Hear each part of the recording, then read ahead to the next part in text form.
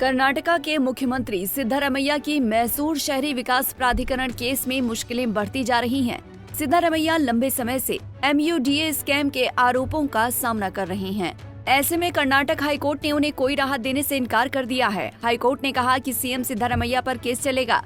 राज्यपाल थावरचंद गहलोत के आदेश को चुनौती देने वाली उनकी रिट याचिका पर सुनवाई के बाद हाईकोर्ट बेंच ने ये फैसला दिया है।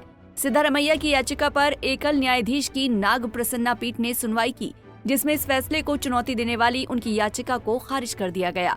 हाईकोर्ट के इस फैसले पर बीजेपी ने कहा कि सिद्धारमैया के पास इस्तीफा देने के अलावा अब कोई विकल्प नहीं बचा है, जिसके जवाब में कोर्ट के फैसले के बाद सिद्धारमैया ने कहा कि वो किसी भी जांच से नहीं हिचकिचाएंगे और कानूनी विशेषज्ञों के साथ इस मामले पर चर्चा करेंगे।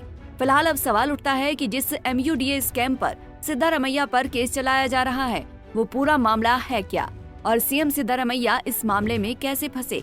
दरअसल ये मामला उन आरोपों से संबंधित है जिसमें सिद्धारमैया की पत्नी BM पार्वती को मैसूर के एक महंगे इलाके में मुआवजा स्थल आवंटित किया गया था, जिसकी संपत्ति का मूल्य MUDA द्वारा अधिग्रहित की गई उनकी भूमि के स्थान की तुलना में अधिक था। MUDA ने पार्वती को उनकी 3.16 एकड़ भूमि के बदले 50-50 स्कीम के तहत मुआवजे के आवेदन के बदले मैसूर की प्राइम लोकेशन पर जमीन दी थी। इस स्कीम के तहत अगर किसी की जमीन को अधिग्रहित किया जाता है तो बदले में दूसरी जगह जमीन दी जाती है।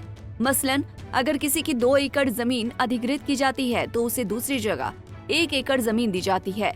ऐसे में सिद्धारमैया और उनकी पत्नी पार्वती पर यह आरोप लगा कि उन्होंने MUDA से गैर कानूनी तरीके से जमीन ली है। दावा है कि इसमें 4000 करोड़ रुपए का घोटाला हुआ है। जिस जमीन की यहाँ बात हो रही है वो केसारू गांव में 3.16 एकड़ का प्लॉट है। मल्लिकार्जुन ने ये जमीन 2010 में सिद्धारमैया की पत्नी पार्वती को तोहफे में दी थी, लेकिन ये मामला तब सामने आया जब मंजुनाथ स्वामी नाम के व्यक्ति ने मैसूर के डिप्टी कमिश्नर को चिट्ठी लिखकर केसारू गांव की उस जमीन को अपनी पैतृक संपत्ति बताया। स्वामी ने दावा किया कि उसके चाचा देवराज ने धोखे से उस जमीन पर कब्जा कर लिया और बाद में सिद्धारमैया के बहनोई मल्लिकार्जुन को बेच दिया। हालांकि केस चलाने की ये कार्रवाई 3 एक्टिविस्ट की शिकायत पर हुई। बेंगलुरु के 2 activist Pradeep Kumar SP, TJ Abraham और मैसूर के एक्टिविस्ट स्नेहमयी कृष्णा ने सिद्धारमैया के खिलाफ राज्यपाल थावरचंद गहलोत के सामने शिकायत दर्ज करवाई थी, जिसके बाद अलग अलग शिकायतों में तीनों ने आरोप लगाया था कि सिद्धारमैया ने इस जमीन मामले में कथित रूप से पद का दुरुपयोग किया है। इस शिकायत के आधार पर राज्यपाल थावरचंद गहलोत ने CM सिद्धारमैया के खिलाफ केस चलाने की मंजूरी दी थी।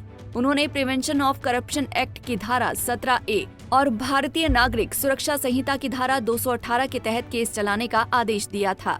इस मामले में जब थावरचंद गहलोत ने केस दर्ज कर जांच करने की अनुमति दी तो सिद्धारमैया ने इसे हाईकोर्ट में चुनौती दी। हाईकोर्ट ने सिद्धारमैया को झटका देते हुए कहा कि संविधान के अनुच्छेद 163 के अनुसार राज्यपाल को मंत्री परिषद की सलाह पर काम करना होता है, लेकिन असाधारण परिस्थितियों में वो खुद से फैसला ले सकते हैं और मौजूदा मामला ऐसा ही है। जस्टिस N नाग प्रसन्ना ने कहा कि ये मान लेना मुश्किल है कि CM सिद्धारमैया MUDA की जमीन के लेन देन के दौरान पर्दे के पीछे नहीं थे, जिससे उनके परिवार को कथित रूप से 56 करोड़ रुपए का फायदा हुआ।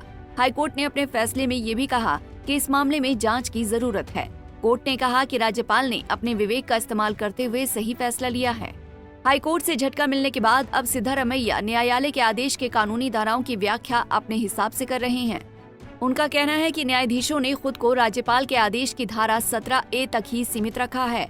मैं विशेषज्ञों से परामर्श करूंगा कि क्या कानून के तहत ऐसी जांच की अनुमति है या नहीं।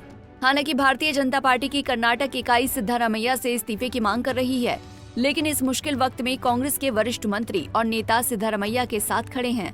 उप मुख्यमंत्री DK शिवकुमार ने कहा, मुख्यमंत्री की कोई गलती नहीं है और जांच के बाद भी वो बेदाग निकलेंगे। ये कयास लगाए जा रहे हैं कि सिद्धारमैया पार्टी के लीगल एक्सपर्ट और पार्टी नेताओं से सलाह मशवरा करने के बाद आगे की कानूनी लड़ाई पर फैसला करेंगे। ऐसे में सवाल ये भी उठता है कि CM के पास अब क्या कानूनी विकल्प बचे हैं।